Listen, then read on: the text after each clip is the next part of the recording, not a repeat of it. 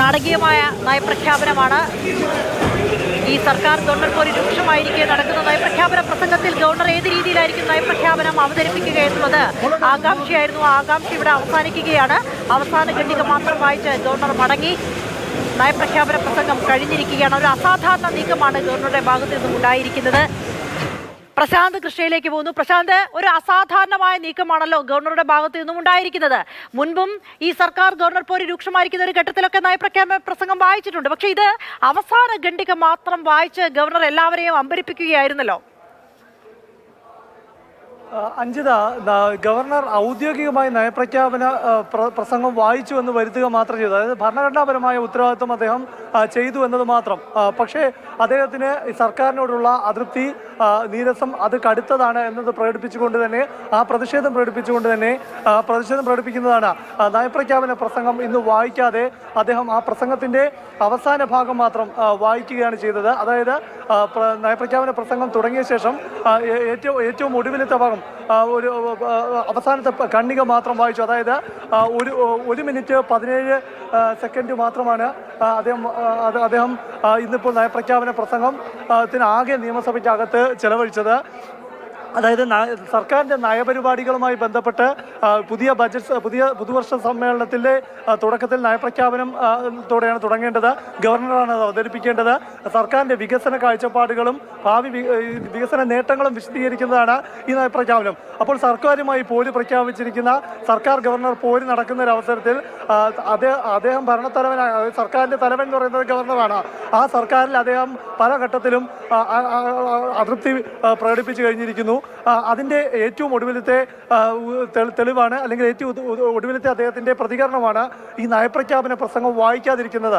അതായത് സർക്കാരിനെ വിമർശിക്കുന്ന ഗവർണർ ഈ നയപ്രഖ്യാപന പ്രസംഗം, സർക്കാരിൻ്റെ നേട്ടങ്ങൾ വിവരിക്കുന്ന നയപ്രഖ്യാപന പ്രസംഗം വായിക്കുമോ എന്ന കൗതുകം നേരത്തെ തന്നെ നിലനിന്നിരുന്നു. അദ്ദേഹം വായിക്കുമോ ഇല്ലയോ എന്നുള്ള കാര്യം രാജ്ഭവൻ കേന്ദ്രങ്ങൾ വിശദീകരിച്ചിരുന്നുമില്ല.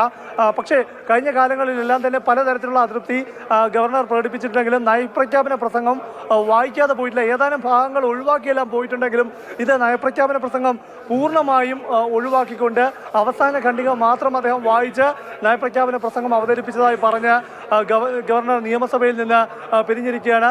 ഗവർണർ നിയമസഭയിലേക്ക് എത്തിയപ്പോൾ സ്വീകരിക്കാൻ മുഖ്യമന്ത്രിയും സ്പീക്കറും പാർലമെന്ററി കാര്യമന്ത്രിയുമെല്ലാം ബൊക്കയുമായി എത്തിയിരുന്നു. മുഖ്യമന്ത്രിയുടെ കയ്യിൽ നിന്ന് ബൊക്കെ വാങ്ങിച്ചെങ്കിലും അദ്ദേഹം വന്നിറങ്ങുമ്പോൾ തന്നെ ഗവർണർ ഒരു സൗമ്യമുഖനായി, അല്ലെങ്കിൽ അദ്ദേഹത്തിൻ്റെ മുഖത്ത് ആ ഒരു നീരസമെല്ലാം പ്രകടമായിരുന്നു. മുഖം ഒരു സൗഹാർദ്ദപരമായ ഒരു മുഖഭാവം അദ്ദേഹത്തിന് ഉണ്ടായിരുന്നില്ല. ഗാർഡ് ഓഫ് ഓണർ സ്വീകരിച്ച ശേഷം ഔപചാരികമായി കൊടുത്ത ബൊക്കെ വാങ്ങി അധികം മുഖം കൊടുക്കാതെ കുശല സംഭാഷണത്തിലൊന്നും തന്നെ നിൽക്കാതെ ഗവർണർ നേരെ നിയമസഭയ്ക്ക് അകത്തേക്ക് എത്തുകയായിരുന്നു. ഔപചാരികമായുള്ള സ്വീകരണത്തിന് ശേഷം നേരെ സ്പീക്കർക്ക് അടുത്തുള്ള ഡയസിലേക്ക് ഗവർണർ പ്രത്യേക ഡയസിലേക്ക് അവിടെ എത്തുകയും അവിടെ നയപ്രഖ്യാപന പ്രസംഗം വായിച്ചു തുടങ്ങാൻ അതിൻ്റെ തുടക്കത്തിലേക്ക് കടക്കുകയും താൻ ഈ നയപ്രഖ്യാപന പ്രസംഗത്തിൻ്റെ അവസാന പാരഗ്രാഫിലേക്ക് ഖണ്ഡികയിലേക്ക് കടക്കുന്നതായി വിശദീകരിച്ചുകൊണ്ട് അവസാന ഖണ്ഡിക വായിക്കുകയും 1 മിനിറ്റ് 17 മിനിറ്റ് കൊണ്ട് സർക്കാരിൻ്റെ ഇക്കൊല്ലത്തെ നയപ്രഖ്യാപന പ്രസംഗം ഗവർണർ വായിച്ചു കഴിഞ്ഞിരിക്കുകയാണ്. ആ പ്രതിഷേധം അദ്ദേഹം പ്രകടിപ്പിച്ചിരുന്നു. ഗവർണർക്ക് സർക്കാരിനോട് എത്രമാത്രം നീരസമുണ്ട്, രോഷമുണ്ട് എന്നത് പ്രകടിപ്പിക്കുന്നത് തന്നെയാണ് ഇന്നത്തെ നയപ്രഖ്യാപന പ്രസംഗവേദി ഇന്നിപ്പോൾ നിയമസഭയ്ക്കകത്ത് കണ്ടത്. അതായത് ഭിന്നത അതിരൂക്ഷമാണ്.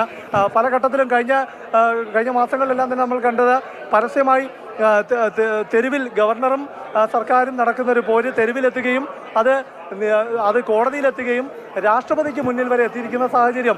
ഈ ഗവർണർ സർക്കാരിനെ ഭരിക്കാൻ അനുവദിക്കുന്നില്ല എന്ന പരാതി മുഖ്യമന്ത്രി രാഷ്ട്രപതിയെ അറിയിച്ചിരിക്കുന്ന ഒരു സാഹചര്യം. അപ്പോൾ ഇത്തരത്തിലുള്ള പ്രതികരണങ്ങൾ സ്വാഭാവികമായും ഉണ്ടാകും എന്ന കാര്യത്തിൽ സംശയമില്ല. കാരണം അതിൻ്റെ പ്രതിഫലനങ്ങളായിരുന്നു രാജ്ഭവനിൽ നടന്ന സത്യപ്രതിജ്ഞാ വേദിയിൽ കണ്ടത്. മുഖ്യമന്ത്രിയും ഗവർണറും മുഖത്തോട് മുഖം നോക്കിയില്ല. അന്നത്തെ വിരുന്നിൽ പങ്കെടുത്തില്ല. അതിനെല്ലാം ശേഷം നടക്കുന്ന നയപ്രഖ്യാപന പ്രസംഗത്തിൽ ഇത്തരത്തിലൊരു ക്ലൈമാക്സ് പ്രതീക്ഷിച്ചിരുന്നത് തന്നെയാണ്. പക്ഷേ ആ ക്ലൈമാക്സ് ഉണ്ടാകുമോ എന്ന കാര്യം രാജ്ഭവൻ കേന്ദ്രങ്ങൾ വിശദീകരിച്ചിരുന്നില്ല. ഇന്ന് അത് തന്നെ സംഭവിച്ചു. നയപ്രഖ്യാപന പ്രസംഗത്തിന് ഗവർണർ എത്തി. പക്ഷേ അദ്ദേഹം പ്രകടിപ്പിക്കാൻ പോകുന്ന രാഷ്ട്രീയ കൗതുകം എന്തായിരിക്കും എന്നത് ഏറെക്കുറെ ഉറപ്പായിരുന്നു.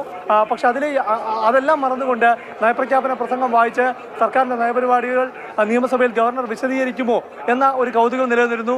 ആ കൗതുകത്തിന് വിരാമമായിരിക്കുന്നു. ഗവർണർ നയപ്രഖ്യാപന പ്രസംഗം വായിക്കാതെ തന്നെ അദ്ദേഹത്തിന് ഈ സർക്കാരിനോടുള്ള രോഷം പ്രകടിപ്പിക്കുകയാണ് ചെയ്തിരിക്കുന്നത്.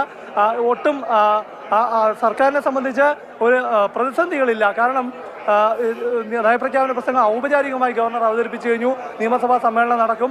അത്തരം തടസ്സങ്ങളൊന്നുമില്ല. പക്ഷേ ഗവർണർ സർക്കാർ ഭിന്നതകൾ അതിരൂക്ഷമായി തന്നെ നിലനിൽക്കുന്നു. ബില്ലുകൾ ഒപ്പിടാനിരിക്കുന്നു. അപ്പോൾ അത്തരത്തിൽ ഗുരുതരമായ സാഹചര്യം. ഏതായാലും ഈ ഗവർണർ വായിച്ച അവസാനത്തെ ഖണ്ഡിക ഏതാണ് എന്ന് ഞാൻ ഇപ്പോൾ ഇവിടെ വിശദീകരിക്കാം. നമ്മുടെ മഹത്തായ ആദ്യം നയപ്രഖ്യാപന പ്രസംഗം വായിച്ചു തുടങ്ങിയ ശേഷം ഗവർണർ നേരെ കടന്നത് 62-ാം പേജിലുള്ള 136-ാം പോയിന്റിലേക്കാണ്. നമ്മുടെ മഹത്തായ പൈതൃകം കെട്ടിടങ്ങളിലോ സ്മാരകങ്ങളിലോ അല്ലെന്നും മറിച്ച് ജനാധിപത്യം, മതനിരപേക്ഷത, ഫെഡറലിസം, സാമൂഹ്യനീതി എന്നീ കാലാതീത മൂല്യങ്ങളോടും ഇന്ത്യൻ ഭരണഘടനയുടെ വിലമതിക്കാനാകാത്ത പൈതൃകത്തോടും നാം കാണിക്കുന്ന ബഹുമാനത്തിലും പരിഗണനയിലുമാണെന്നും നമുക്ക് ഓർക്കാം. ഇക്കാലം അത്രയും നമ്മുടെ രാഷ്ട്രം സംഘടിതവും ശക്തവുമായി നിലനിന്നത് സഹകരണ ഫെഡറലിസത്തിന്റെ അന്തസത്തയാണ്. ഈ അന്തസത്തയ്ക്ക് ശോഷണം സംഭവിക്കുന്നില്ലെന്ന് ഉറപ്പാക്കേണ്ടത് നമ്മുടെ ബാധ്യതയാണ്. വൈവിധ്യവും വർണ്ണാഭവുമായ ഈ രാഷ്ട്രത്തിന്റെ ഭാഗമെന്ന നിലയ്ക്ക് നാം ഒത്തൊരുമിച്ച് നമ്മുടെ പന്താവിലുള്ള എല്ലാ വെല്ലുവിളികളെയും അതിജീവിച്ചുകൊണ്ട് സമഗ്രമായ വളർച്ചയുടെയും ഉത്തരവാദിത്തമുള്ള പ്രതിരോധശേഷിയുടെയും വർണ്ണകമ്പളം നെയ്തെടുക്കാം എന്ന് പറയുന്ന അവസാനം, അതായത് ഈ നയപ്രഖ്യാപനം സർക്കാരിൻ്റെ നയപരിപാടികളുടെ ഏറ്റവും ഒടുവിലായി ഇന്ത്യൻ ഭരണഘടനയുടെ വിലമതിക്കാത്ത പൈതൃകത്തോട് കാണിക്കുന്ന ബഹുമാനത്തിൻ്റെ അതുമായി ബന്ധപ്പെട്ട ഒരു സ്റ്റേറ്റ് എന്ന നിലയിൽ എന്തെല്ലാമാണ് സ്വീകരിക്കേണ്ട ഉത്തരവാദിത്തം സംബന്ധിച്ച കാര്യങ്ങളെക്കുറിച്ച് കൺക്ലൂഡ് ചെയ്യുന്ന ഭാഗം അതുമാത്രം വിശദീകരിച്ചുകൊണ്ടാണ് ഗവർണർ ഇന്നിപ്പോൾ നയപ്രഖ്യാപന പ്രസംഗം അവസാനിപ്പിച്ചിരിക്കുന്നത്. അതായത് തുടക്കത്തിൽ ആദ്യ ഭാഗത്ത് ഗവർണർ മുഖ്യമന്ത്രിക്ക് സ്പീക്കറും മുഖ്യമന്ത്രിയും മന്ത്രിമാരും അടങ്ങുള്ള നിയമസഭാ അംഗങ്ങളെ അഭിസംബോധന ചെയ്ത ശേഷം നേരെ ഈ പത്രസമ്മേളനത്തിൻ്റെ സമാരംഭം തുടക്കം കുറിച്ചുകൊണ്ടുള്ള ഈ അഭിസംബോധന ചെയ്യുന്നു എന്ന് പറഞ്ഞു തുടങ്ങിയ ശേഷം നേരെ കടന്നത് ഈ നയപ്രഖ്യാപന പ്രസംഗത്തിൻ്റെ ഏറ്റവും ഒടുവിലത്തെ പേജിലേക്കാണ്, ഏറ്റവും ഒടുവിലത്തെ പോയിന്റിലേക്കാണ്, ഖണ്ഡികയിലേക്കാണ്. അത് 136-ാം പേജിൽ സർക്കാരിൻ്റെ നയപരിപാടികളും വികസന പരിപാടികളും വിശദീകരിക്കുന്നതാണ് ഈ നയപ്രഖ്യാപനം. അതിൽ ഇത്തരം കാര്യങ്ങൾ ഉൾക്കൊണ്ടിട്ടുണ്ട്. തീർച്ചയായും ഈ കേന്ദ്രം സാമ്പത്തികമായി കേരളത്തെ ഞെരുക്കുന്ന അടക്കമുള്ള കാര്യങ്ങൾ തീർച്ചയായും ഇതിനുള്ളിൽ പ്രതിപാദിച്ചിട്ടുണ്ടാകും. പ്രശാന്ത്, അതിന്റെ ഉള്ളടക്കത്തിലേക്ക് വരാം. എന്തായാലും 1 മിനിറ്റ് 27 സെക്കൻഡ് കൊണ്ട് നയപ്രഖ്യാപന പ്രസംഗം അവസാനിപ്പിച്ച് ഗവർണർ സഭയിൽ നിന്ന് വിട്ടിറങ്ങി. ഗവർണർ സർക്കാർ പോര് രൂക്ഷമായിരിക്കുന്ന ഒരു ഘട്ടത്തിൽ നടക്കുന്ന നയപ്രഖ്യാപന പ്രസംഗമായിരുന്നു.